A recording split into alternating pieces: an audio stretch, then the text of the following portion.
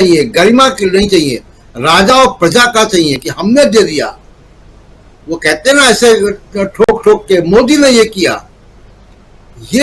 ये परिपाटी, ये लोकतांत्रिक संस्कृति नहीं है। कानून का राज और बाकी चीजें तो बहुत बात की, लोकतांत्रिक संस्कृति नहीं है। और मुझे लगता है, आखिरी बात मैं राजीव जी कह रहा हूं, मुझे लगता है कि मोदी जी यहां से यू टर्न नहीं ले सकते। वो बाकी उनके जो गोदी मीडिया या जो उनके बनाए हुए कुछ बुद्धिजीवी या डरे हुए बुद्धिजीवी जो भी उनको सर्टिफिकेट देते रहे या ना दें, मोदी जी अपने आप को मान चुके हैं। उन्होंने अपने आप को डिक्लेयर कर दिया अपने मन में कि वो विश्व गुरु हैं। और ये बिल्कुल वही हिस्ट्री रिपीट हो रही है जो यूरोप में 1930 के दशक में हुई। तो इसलिए सुप्रीम कोर्ट का फैसला इस देश के लोकतंत्र के लिए, संविधान के लिए मील का पत्थर होगा। राजीव जी बिल्कुल सही कह रहे हैं आप। 1930 के दशक की बात याद दिला रहे हैं, तो लोगों को 1945 भी याद करना चाहिए, और यानी कि 40 के दशक को भी याद करना चाहिए कि उसके बाद क्या कुछ हुआ। तो इसलिए किसी का उत्थान होता है तो उसका पतन भी होता है, अगर किसी का उदय होता है तो उसका अस्त भी होता है। ये प्रकृति का नियम है। सूरज पूरब से उगता है तो पश्चिम में डूबता भी है, ये सबको पता है। और ऐसे ही उदय, और लेकिन यही है कि उदय किस ढंग से हो, तेज गर्मी के साथ हो या ठंडक भी रहे तो ज्यादा अच्छा है। खैर, आना चाहता हूं गर्ग साहब आपके पास।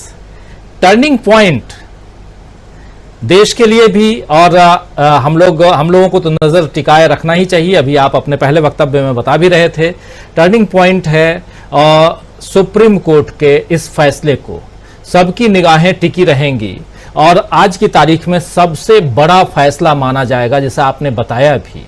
लेकिन यहां से थोड़ा साल भर पहले और अब साल भर आगे की कहानी जरा आपसे समझना चाहता हूं कि कैसे देखते हैं। बीच में जजमेंट है, और जितनी जल्दी फैसला आ जाए, जिस भी दिन आएगा वो तो है ही, लेकिन साथ साथ जो राजनीति चल रही है, साथ साथ जो राहुल गांधी की अपनी कवायद, अपनी राजनीति चल रही है, और वैसे में जो मणिपुर में देख रहे हैं हम, मैतेई को हिंदू बना दिया गया और हिंदू बनाम क्रिश्चियन वहां चल रहा है, दुनिया देख रही है। हिंदू बनाम मुसलमान 80 और 20 तो किया ही गया है इस देश में, और सामने चुनाव है, इसलिए भी इस पर व्याख्या, इस पर विश्लेषण जरूरी है। कैसे देखते हैं? देखिए, मैं इस देश की राजनीति को एक बहुत ही चर्निंग की प्रोसेस हो गई है ये, और एक नए दौर में प्रवेश कर गई है पूरी की पूरी राजनीति। और न्यायपालिका भी उसी का हिस्सा है। मतलब न्यायपालिका को मैं अलग नहीं देख रहा हूं। मतलब मैंने जो कहा सुप्रीम कोर्ट का मामला, राजीव जी, मैं एक चीज आपको कहना चाहता हूं कि ये पूरा मामला क्या है। देखिए, 399 लगभग 400 साल ईसा पूर्व सुकरात को केवल एक दिन की ट्रायल के बाद, अगर आप गूगल करके पढ़ें सुकरात के बारे में, और ये हमारे रविकांत जी तो पॉलिटिकल एनालिस्ट हैं, पढ़ाते हैं पॉलिटिक्स, क्या आरोप था उनके ऊपर, आप देखिए कि उन पर क्या आरोप था। उनके ऊपर आरोप था कि आप देश के लोगों को सवाल पूछने के लिए प्रेरित करते हैं, उत्साहित करते हैं, प्रोत्साहित करते हैं। सुकरात पर यह आरोप था कि आप, और एक दिन चली उसकी पूरी की पूरी बहस, उनको आप सिखा रहे हैं कि धर्म क्या है, और उनको मौत की सजा दे दी गई। राहुल गांधी के मामले को आप ऐसे देखिए कि ये आदमी क्या मांग कर रहा है। देश में सवाल पूछने की आजादी का मुद्दा उठाया है इसने। ये मोदी का मामला नहीं है, सरनेम का मामला नहीं है। सुप्रीम कोर्ट को फैसला ये नहीं करना है कि कोई प्रणेश मोदी है और कोई नरेंद्र मोदी है और कोई कहीं का मोदी है। सुप्रीम कोर्ट को फैसला ये करना है कि इस देश में सवाल पूछने की और सवाल करने की आजादी होगी कि नहीं होगी। आपने 1 साल बाद क्या होगा उसका पूछा राजीव जी, उसका जवाब यह है कि अगर सुप्रीम कोर्ट अगर राहुल गांधी के खिलाफ फैसला देती है और राहुल गांधी के पक्ष में फैसला देती है तो इस पर 2 चीजें कायम हैं। या तो लोग सवाल पूछना बंद कर देंगे,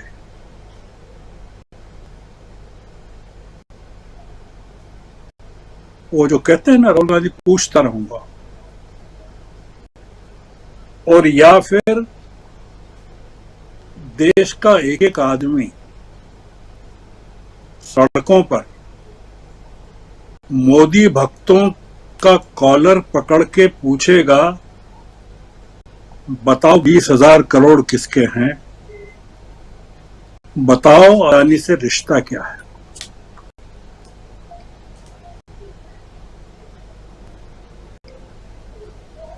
ये बड़ा गंभीर मामला है। ये गुजरात की अदालतों ने इस देश पर इतना बड़ा उपकार किया है, आप इसको ऐसे देखिए।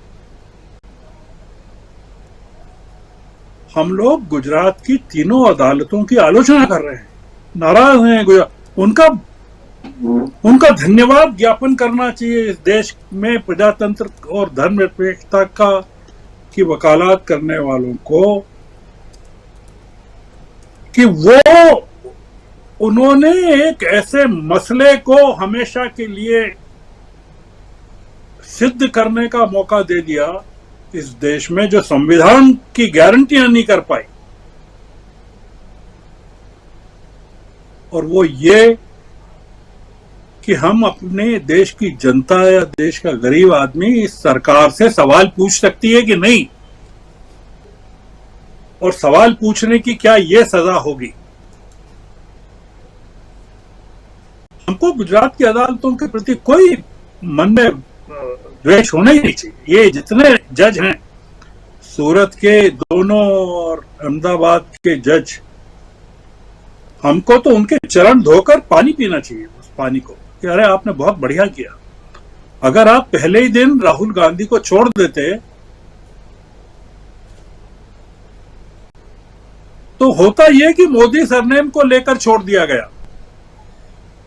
मोदी सरनेम को लेकर कोलार में एक आदमी ने 2019 में कुछ कहा, और उस पर अब तो सवाल यह है कि वो कि देश में आप कुछ कह सकते हैं कि नहीं कह सकते हैं हुकूमत के खिलाफ। ये बड़ा जो 1 साल में होने वाला है राजीव जी, वो ये होने वाला है कि जो राजनीतिक दल हैं वो सवाल पूछना शुरू करेंगे कि बंद कर देंगे, देश की जनता पूछना बंद कर देगी कि चालू करेगी। ये जो इन्होंने रविकांत जी ने बात कही पसमानदा मुसलमानों को लेकर, मैं उसको बताना चाहता हूं उदाहरण के साथ, आगे बढ़ाना चाहता हूं, क्योंकि मैं रहा हूं गुजरात में और दंगों के ठीक बाद रहा हूं। 2003 से 2007-8 तक मैं वहीं रहा हूं, अहमदाबाद में रहा हूं। गुजरात के सारे मुसलमान के साथ चले गए थे डर के मारे।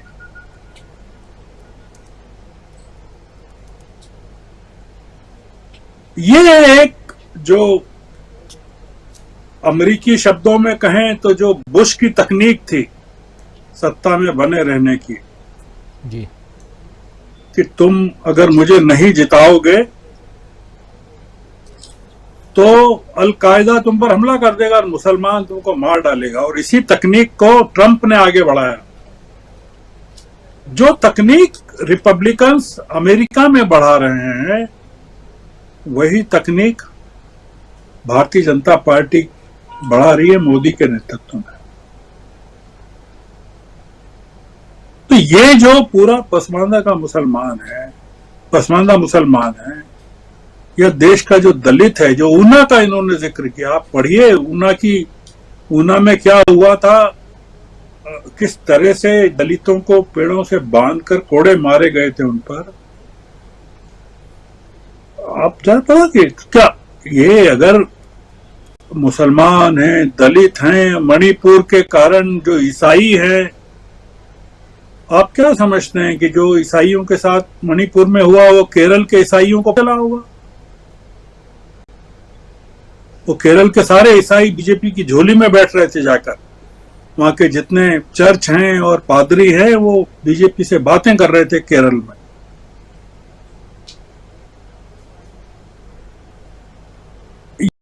ये जो चल रहा है ये पूरी राजनीति को मथ रहा है। 17 पार्टियां आई थी पटना में, बेंगलुरु में 24 आ रही हैं। एनडीए जो है वो चिराग पासवान को चिट्ठी लिख रहे हैं बैठक में आने के लिए। जीतन राम मांझी को मिला लिया उन्होंने, कुशवाहा की पार्टी को मिला लिया। वो एक एक पार्टी एक एक तिनका बटोरने में लगे हुए हैं।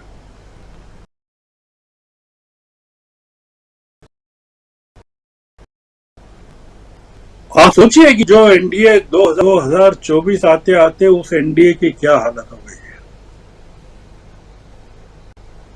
ये राजनीति जो परिवर्तित हो रही है ना, जो सवाल है आपका कि आने वाले 1 साल 2 साल जी, ये इस देश की राजनीति की नई दिशा तय करने वाले साबित होंगे। इसमें भारतीय जनता पार्टी को यह तय करना है कि भारतीय जनता पार्टी जो इतना बड़ी पार्टी है और इतने उसके कई चीजें उसकी बहुत अच्छी हैं। उसके 18 करोड़ के करीब सदस्य हैं। एक बड़े अटल बिहारी वाजपेयी जैसे त्याग की श्रृंखला है उसमें। कई बड़े बड़े स्टालवर्ट्स हैं उस पार्टी ने दिए हैं। बड़ा बलिदान किया है आपातकाल के दिनों में। क्या वो पार्टी केवल नरेंद्र मोदी, हिमंता बिस्वा शर्मा, रविशंकर प्रसाद, स्मृति ईरानी, बस यही लोग चलाने वाले? अमित शाह, योगी आदित्यनाथ, क्या केवल ये जो 6 लोग 7 लोग जो किसी जमाने में वो जो बरुआ साहब थे जो निद्रा इज इंडिया कहते थे, जो पतन के जिम्मेदार हैं कांग्रेस के लिए, ये वही लोग हैं जो Modi is India and India is Modi का नारा लगा रहे हैं। तो भारतीय जनता पार्टी को जो पार्टी है, आरएसएस को तय करना है कि ये जो पार्टी है, ये जो 5 लोग हैं, 6 लोग हैं, 7 लोग हैं, वो इतने बड़ी राष्ट्रीय पार्टी और इतने बड़े संगठन आरएसएस को अंत में कहां ले जाने वाले हैं? ये सवाल देश में पॉलिटी का है, राजनीति के अस्तित्व का है। वो जो तय होना है वो राहुल गांधी असल में कांग्रेस को नहीं बचा रहे, राजीव जी, वो भारतीय जनता पार्टी को बचा रहे हैं। वो भारतीय जनता पार्टी प्रजातांत्रिक बना रहे हैं। कांग्रेस तो है ही प्रजातांत्रिक। वो कह रहे हैं भारतीय जनता पार्टी से कि तुम प्रजातांत्रिक नहीं हो बनोगी तो यह आदमी और ये जो समूह है ये खत्म कर देगा तुमको भी। और Rahul Gandhi chair supreme court की कि अगर तुम मेरे पक्ष में फैसला नहीं करते हो तो तुम देश में लोकतंत्र को खत्म कर दोगे। तो आगे आने वाला जो 1 साल है, 2 साल है, वो राहुल गांधी ने तो सुकरात बनने का तय कर लिया है। देखिए राजीव जी, और जिस आदमी के परिवार में 2-2 शहादतें हुई हैं और उसने देखी, अपनी आंखों के सामने देखी हैं, 84 की भी देखी है और राजीव गांधी की भी देखी है, अपने पिता की भी देखी है। वो मौत से नहीं डरता है, मौत उसके लिए कुछ नहीं है।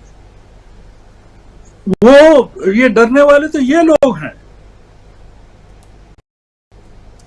ये जिनके साथ कोई बलिदानों की गाथाएं नहीं है, जिनके पार्टी में नहीं है, जिनके लोगों में नहीं है, वो लोग डरते हैं। तो इसलिए वो लोग डरे हुए हैं, बहुत डरे हुए हैं। और डरे हुए ये हैं कि हुकूमत अगर बदल गई और कोई नया समूह आ गया सत्ता में, तो ये लोग कहां जाएंगे, इतिहास में कहां जाएंगे? जिस इतिहास को ये लोग बदल रहे हैं, उस इतिहास। तो आने वाले 2 साल राजीव जी आपके लिए बहुत काम के हैं। आप डिबेट करते रहिए, लोगों को एजुकेट करिए। बड़ा काम कर रहे हैं आप, बहुत अच्छा काम कर रहे हैं। ये कोई छोटा काम नहीं है, साहस का काम। ये जो वैकल्पिक मीडिया है उसमें भी आप जो कर रहे हैं वो कोई नहीं कर रहा है। वो वैकल्पिक मीडिया में भी अब ये हो गया है कि 1 आदमी 2 आदमी ऐसे बुला लेते हैं बैलेंस करने के लिए कि तुम्हारी भी जय जय, हमारी भी जय जय। हो गया, वो भी हो गया है, हम देख रहे हैं जी। वो। तो इसलिए आप जो कर रहे हैं वो भी बड़ा काम है, और लोग देख रहे हैं आपको जो प्रतिसाद मिल रहा है, आपको जो सुन रहे हैं लोग, आपकी जो बात को समझ रहे हैं, वो बड़ी बात है। तो इसलिए आपके लिए भी बड़ा चैलेंज है, और देश के लिए भी है, राहुल गांधी के लिए भी है, सब लोगों के लिए आने वाले साल 2 साल बहुत महत्वपूर्ण है। जी, बहुत महत्वपूर्ण है साल 2 साल, अगले साल जो, और उसमें भी अभी आने वाला, जब तक कि सुप्रीम